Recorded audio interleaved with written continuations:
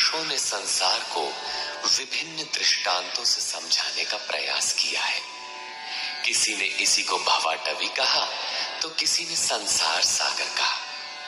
अवस्था भेद से इसी को भवनदी और भवकूप भी कहा गया और कभी इसकी तुलना गोपद से की गई, अर्थात जितना इंद्रियों का आयतन है उतना ही संसार है। और अंत में ऐसी भी अवस्था आई कि नाम लेत भव सिंधु सुखाही, भव सिंधु भी सूख गया। क्या संसार में ऐसे समुद्र हैं? योगेश्वर श्री कृष्ण ने भी संसार को समुद्र और वृक्ष की संज्ञा दी। अध्याय 12 में उन्होंने कहा, जो मेरे अनन्य भक्त हैं उनका संसार समुद्र से शीघ्र ही उद्धार करने वाला होता हूं। यहाँ प्रस्तुत अध्याय में योगेश्वर श्री कृष्ण कहते हैं कि संसार एक वृक्ष है। इसको काटते हुए ही योगी जन उस परम पद को खोजते हैं। देखें, श्री भगवान वाच,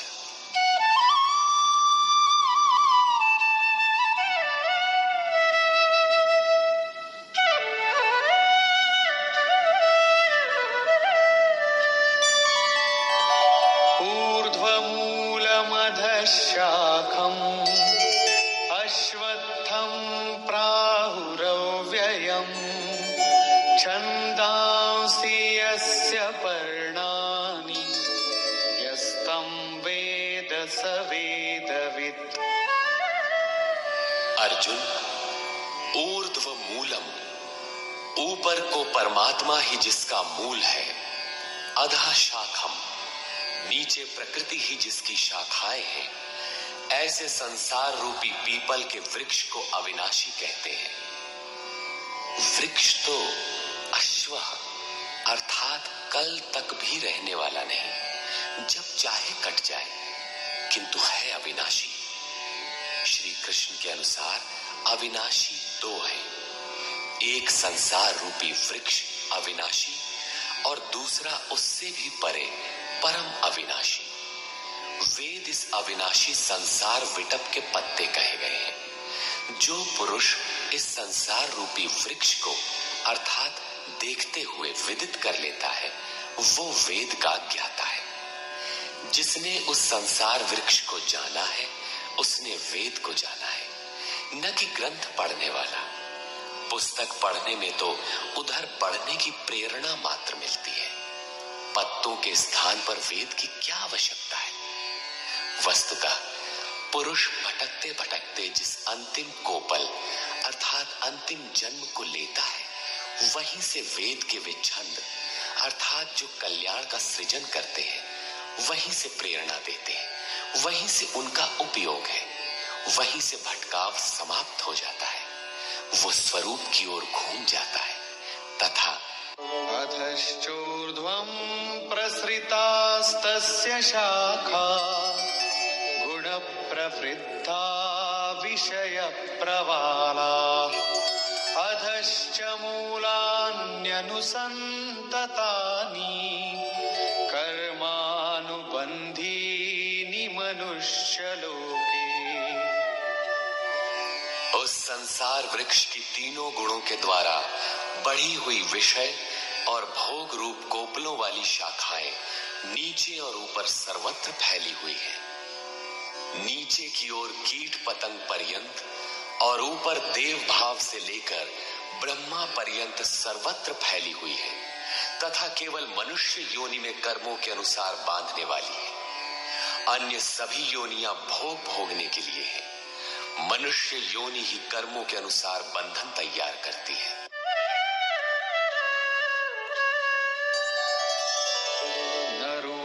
रूपमस्येह तथोपलभ्यते नान्तो न चादिर्न च सम्प्रतिष्ठा अश्वत्थमेनं सुविरूढमूलम्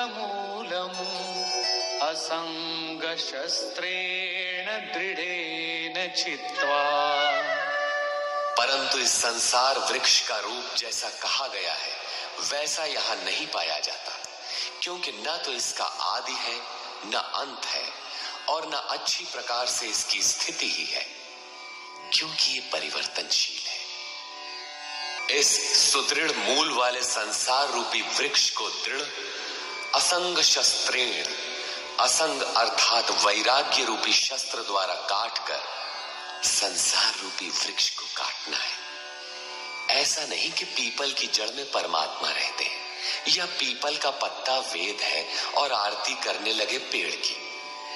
इस संसार वृक्ष का मूल तो स्वयं परमात्मा ही बीज रूप से प्रसारित है, तो क्या वो भी कट जाएगा? दृढ़ वैराग्य द्वारा इस प्रकृति का संबंध विच्छेद हो जाता है। यही काटना है। काट कर करें क्या?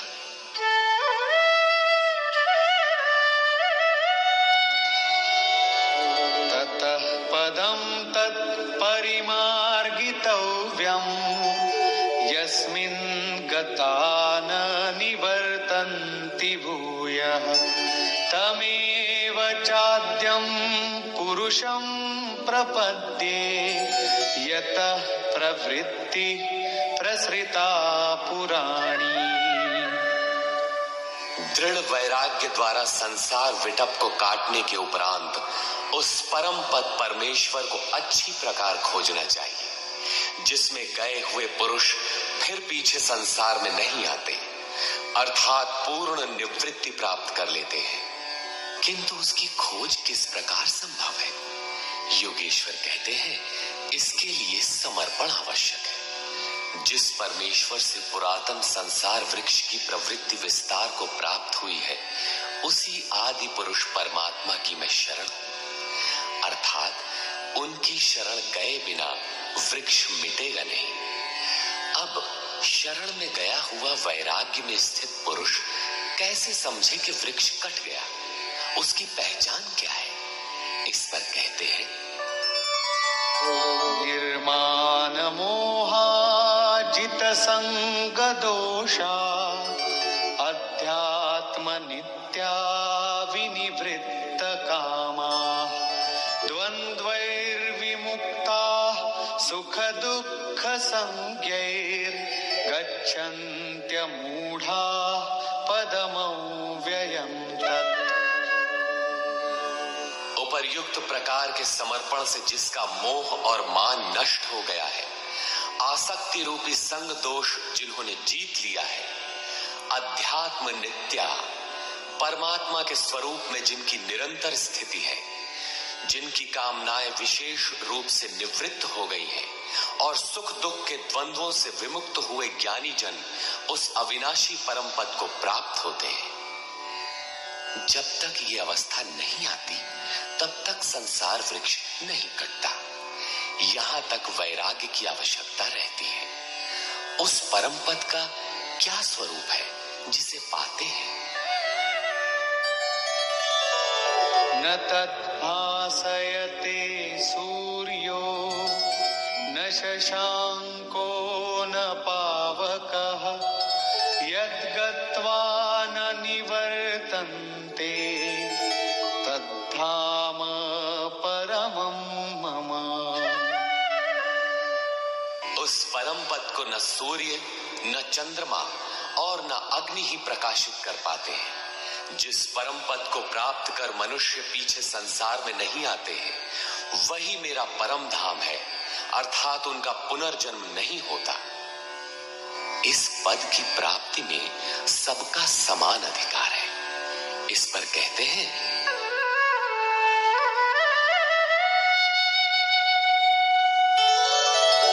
ममैवांशो जीवलोके जीवभूतः सनातनः मनः षष्ठानीन्द्रियाणि प्रकृतिस्थानि कर्षति। जीवलोके अर्थात इस देह में, अर्थात शरीर ही लोक है। ये जीवात्मा मेरा ही सनातन अंश है और वही इन त्रिगुणमयी माया में स्थित हुई मन सहित पांचों इंद्रियों को आकर्षित करता है। भला कैसे? शरीरं यदवाप्नोति यच्चाप्युत्क्रामतीश्वरः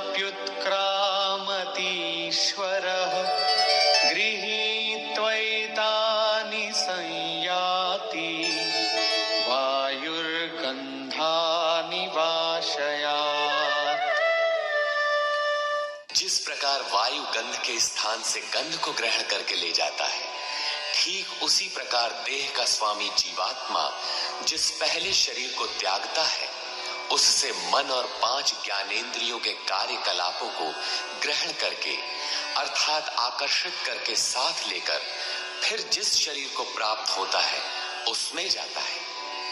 जब अगला शरीर तत्काल निश्चित है तो आटे का पिंड बनाकर किसे पहुंचाते हो? लेता कौन है? इसीलिए श्री कृष्ण ने अर्जुन से कहा था कि ये अज्ञान तुझे कहां से उत्पन्न हो गया कि पिंडोदक क्रिया लुप्त हो जाएगी। वहां जाकर करता क्या है? मन सहित 6 इंद्रियां कौन है?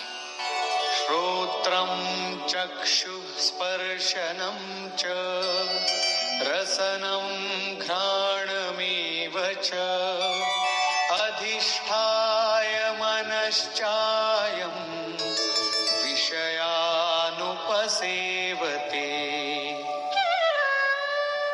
उस शरीर में स्थित होकर ये जीवात्मा कान, आंख, त्वचा, जिह्वा, नासिका और मन का आश्रय लेकर अर्थात इन सब के सहारे ही विषयों का सेवन करता है, किंतु ऐसा दिखाई नहीं पड़ता, सब उसे देख नहीं पाते। इस पर श्री कृष्ण कहते हैं, उत्क्रामन्तं स्थितं वापि भुञ्जानं वा गुणान्वितं विमूढानानुपश्यन्ति पश्यन्ति ज्ञानचक्षुषः। शरीर छोड़कर जाते हुए, शरीर में स्थित हुए, विषयों को भोगते हुए अथवा तीनों गुणों से युक्त हुए भी जीवात्मा को विशेष मूढ़ अज्ञानी नहीं जानते। केवल ज्ञान रूपी नेत्र वाले ही उसे जानते हैं, देखते हैं। ठीक ऐसा ही है। अब वो दृष्टि कैसे मिले, आगे देखें।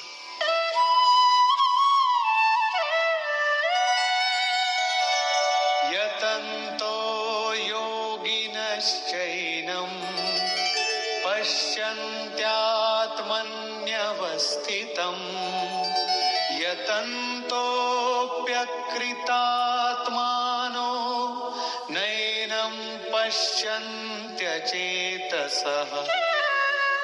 योगी जन अपने हृदय में चित्त को सब ओर से समेट इस आत्मा को यत्न करते हुए ही प्रत्यक्ष देखते हैं, किंतु अकृतार्थ आत्मा वाले अर्थात मलिन अंतःकरण वाले अज्ञानी जन यत्न करते हुए भी इस आत्मा को नहीं जानते, क्योंकि उनका अंतःकरण बाह्य प्रवृत्तियों में अभी बिखरा है।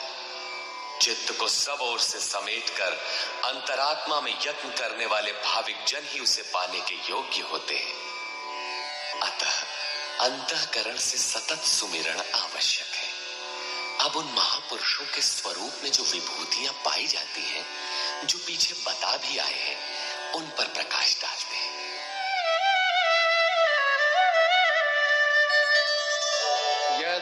यदादित्यगतं तेजो जगद्भासयतेऽखिलं यच्चन्द्रमसि यच्चाग्नौ तत्तेजो विद्धि मामकम्। जो तेज सूर्य में स्थित हुआ संपूर्ण जगत को प्रकाशित करता है, जो तेज चंद्रमा में स्थित है और जो तेज अग्नि में है, इसे तू मेरा ही जान। अब उस महापुरुष द्वारा कार्य बताते हैं। गामाविश्य च भूतानि धारयाम्यहमोजसा पुष्णामि चौषधीः सर्वा सोमो भूत्वा रसात्मकः। मैं ही पृथ्वी में प्रवेश करके अपनी शक्ति से सब भूतों को धारण करता हूँ और चंद्रमा में रस स्वरूप होकर संपूर्ण वनस्पतियों को पुष्ट करता हूँ।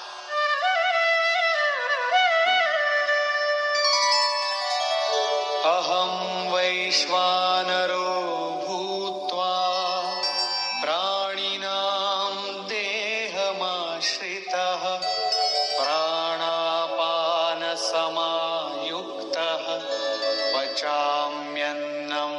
चतुर्विधम्। मैं ही प्राणियों के शरीर में अग्नि रूप से स्थित होकर प्राण और अपान से युक्त हुआ 4 प्रकार के अन्नों को पचाता हूं। अध्याय 4 में स्वयं योगेश्वर श्री कृष्ण ने इंद्रियाग्नि, संयमाग्नि, योगाग्नि, प्राण अपानाग्नि, ब्रह्माग्नि इत्यादि 13-14 अग्नियों का उल्लेख किया, जिनमें सबका परिणाम ज्ञान है। ज्ञान ही अग्नि है। श्री कृष्ण कहते हैं, ऐसा अग्नि स्वरूप होकर प्राण और अपान से युक्त 4 विधियों से, अर्थात जप सदैव श्वास प्रश्वास से होता है, उसकी 4 विधियां बैखरी, मध्यमा, पश्यंती और परा है। इन 4 विधियों से तैयार होने वाले अन्नों को मैं ही पचाता हूं।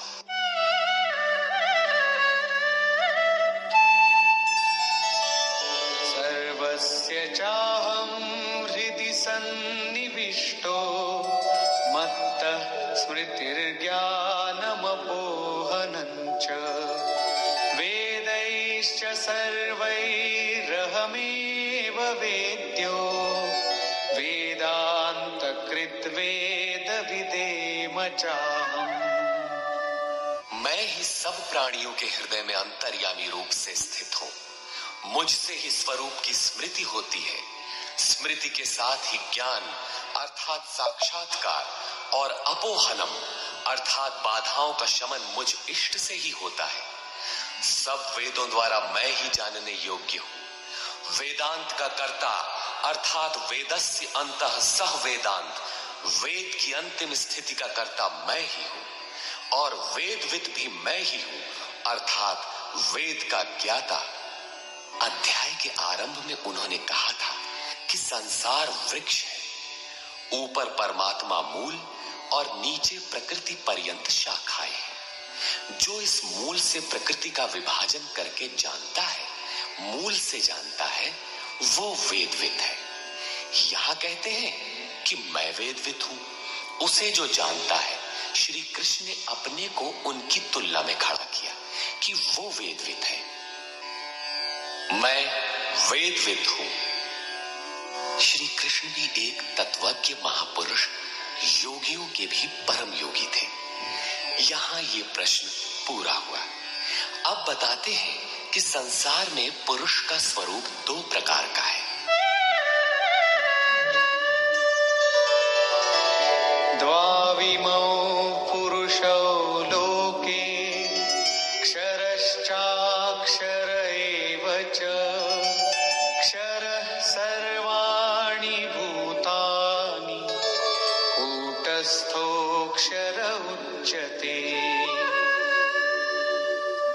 अर्जुन, इस संसार में क्षर, क्षय होने वाले, परिवर्तनशील और अक्षर, अक्षय, अपरिवर्तनशील, ऐसे 2 प्रकार के पुरुष हैं। उनमें संपूर्ण भूत प्राणियों के शरीर तो नाशवान है, क्षर पुरुष है, और ये कूटस्थ पुरुष अविनाशी कहा जाता है। साधन के द्वारा मन सहित इंद्रियों का निरोध अर्थात जिसकी इंद्रिय समूह कूटस्थ है, वही अक्षर कहलाता है। किंतु ये भी पुरुष की अवस्था विशेष ही है। इन दोनों से भी परे एक अन्य पुरुष भी है।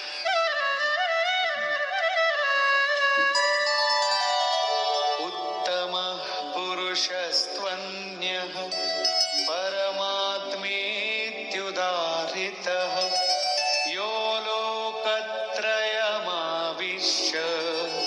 बिभर्त्यव्यय ईश्वरः। उन दोनों से अति उत्तम पुरुष तो अन्य ही है, जो तीनों लोकों में प्रवेश करके सबका धारण पोषण करता है और अविनाशी परमात्मा ईश्वर ऐसे कहा गया है। परमात्मा अव्यक्त, अविनाशी, पुरुषोत्तम इत्यादि उसके परिचायक शब्द है। वस्तुतः ये अन्य ही है अर्थात अनिर्वचनीय है। ये क्षर अक्षर से परे महापुरुष की अंतिम अवस्था है, जिसको परमात्मा इत्यादि शब्दों से इंगित किया गया है, किंतु वो अन्य है अर्थात अनिर्वचनीय है। उसी स्थिति में योगेश्वर श्री कृष्ण अपना भी परिचय देते हैं। यथा यस्माक्षरमतीतोऽहम् अक्षरादपि चोत्तमः अतोऽस्मि लोके वेदे च प्रथितः पुरुषोत्तमः। उपर्युक्त नाशवान परिवर्तनशील क्षेत्र से सर्वथा अतीत हूं और अक्षर अविनाशी कूटस्थ पुरुष से भी उत्तम हूं, इसलिए लोक और वेद में पुरुषोत्तम नाम से प्रसिद्ध हूं।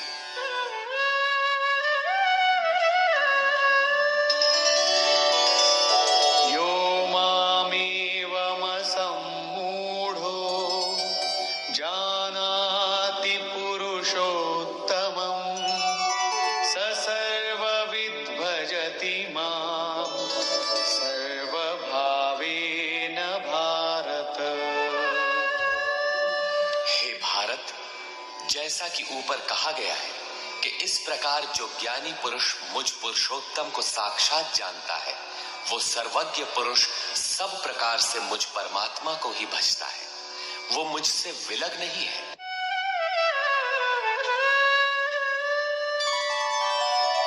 इति गुह्यतमं शास्त्रम् इदमुक्तं मया नघ एतद्बुद्ध्वा बुद्धिमान् स्यात् कृतकृत्यश्च भारत।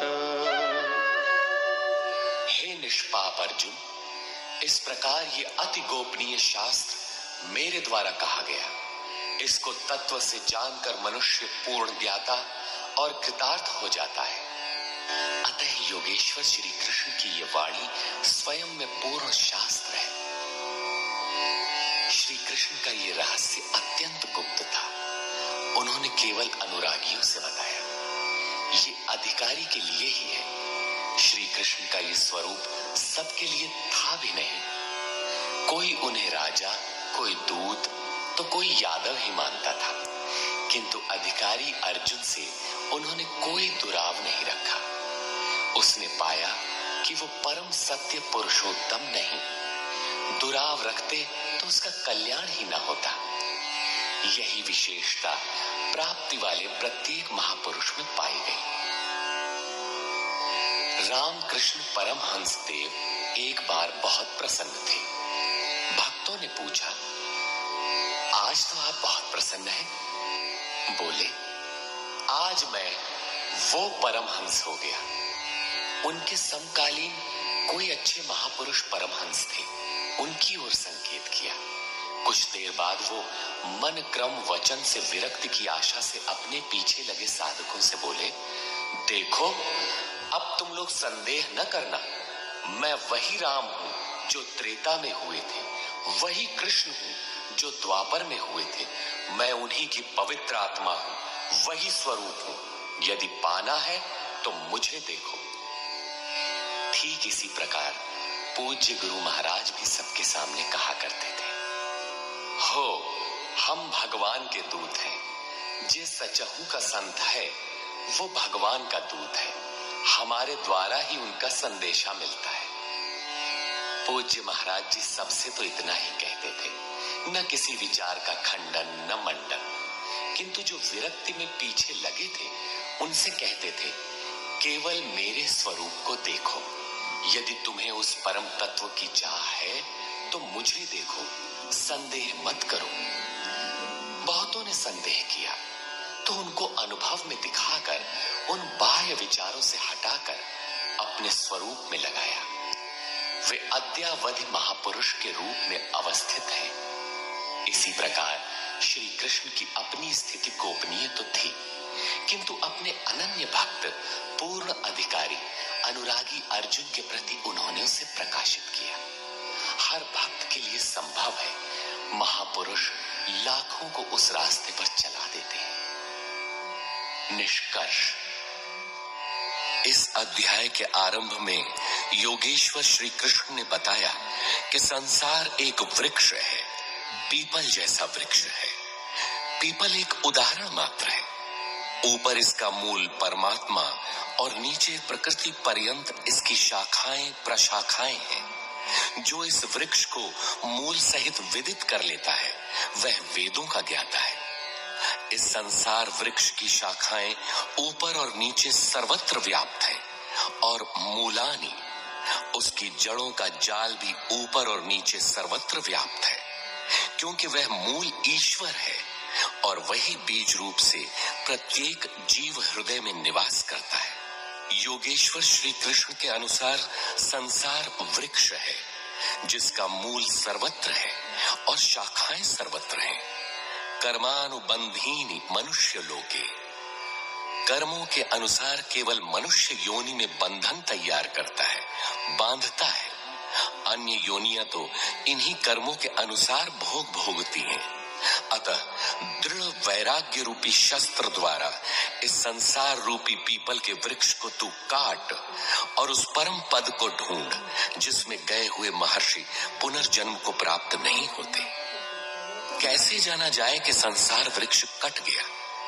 योगेश्वर कहते हैं कि जो मान और मोह से सर्वथा रहित है, जिसने संग दोष जीत लिया है, जिसकी कामनाएं निवृत्त हो गई हैं और जो द्वंद्व से मुक्त है, वह पुरुष उस परम तत्व को प्राप्त होता है।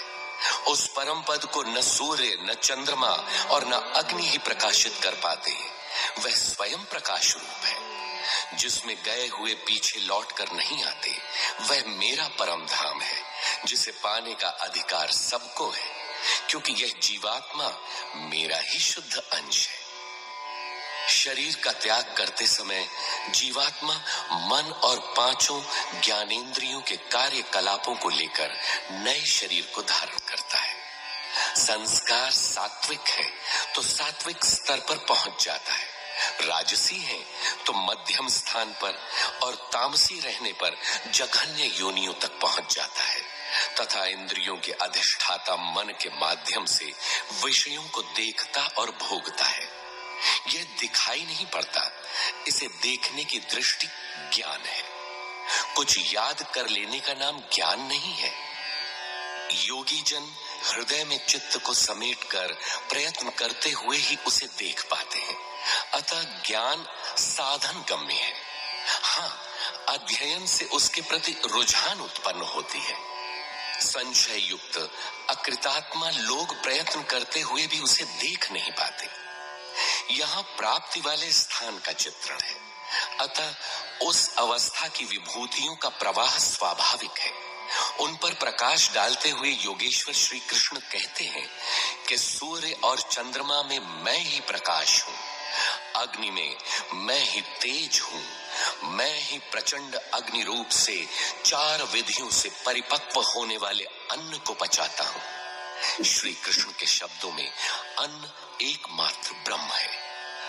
अन्नम ब्रह्मेति व्यजानात्, जिसे प्राप्त कर यह आत्मा तृप्त हो जाती है। बैखरी से परा पर्यंत अन्न पूर्ण परिपक्व होकर पच जाता है, वह पात्र भी खो जाता है। इस अन्न को मैं ही पचाता हूँ। अर्थात सद्गुरु जब तक रथी न हो तब तक यह उपलब्धि नहीं होती। इस पर बल देते हुए योगेश्वर श्री कृष्ण पुनः कहते हैं कि संपूर्ण प्राणियों के अंतर्देश में स्थित होकर मैं ही स्मृति दिलाता हूँ।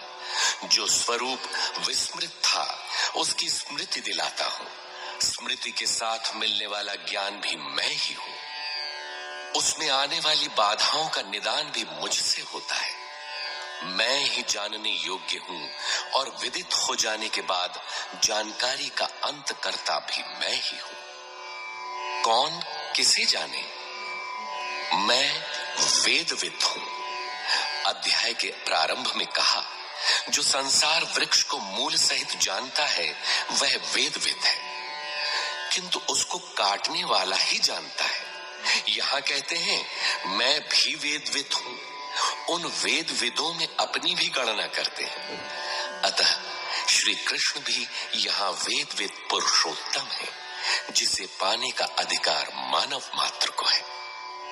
अंत में उन्होंने बताया कि लोक में 2 प्रकार के पुरुष हैं। भूतादिकों के संपूर्ण शरीर अक्षर है। मन की कूटस्थ अवस्था में यही पुरुष अक्षर है, किंतु है द्वंद्वात्मक और इससे भी परे जो परमात्मा, परमेश्वर, अव्यक्त और अविनाशी कहा जाता है, वह वस्तुतः अन्य ही है। यह क्षर अक्षर से परे वाली अवस्था है, यही परम स्थिति है। इससे संगत करते हुए कहते हैं कि मैं भी क्षर अक्षर से परे वही हूं, इसलिए लोग मुझे पुरुषोत्तम कहते हैं। इस प्रकार उत्तम पुरुष को जो जानते हैं, वे ज्ञानी भक्तजन सदैव सब ओर से मुझे ही भजते हैं। उनकी जानकारी में अंतर नहीं है। अर्जुन, यह अत्यंत गोपनीय रहस्य मैंने तेरे प्रति कहा। प्राप्ति वाले महापुरुष सबके सामने नहीं कहते, किंतु अधिकारी से दुराव भी नहीं रखते। अगर दुराव करेंगे तो वह पाएगा कैसे? इस अध्याय में आत्मा की 3 स्थितियों का चित्रण क्षर, अक्षर और अति उत्तम पुरुष के रूप में स्पष्ट किया गया, जैसा इससे पहले किसी अन्य अध्याय में नहीं है। अतः ओम तत्सदिति श्रीमद् भगवद गीता सूपनिषत्सु ब्रह्म विद्यायाम योग शास्त्रे श्री कृष्ण अर्जुन संवादे पुरुषोत्तम योगो नाम 15 अध्यायः। इस प्रकार स्वामी अड़गड़ानंद कृत श्रीमद् भगवद गीता के भाष्य यथार्थ गीता का 15वां अध्याय पूर्ण होता है। हरि ओम।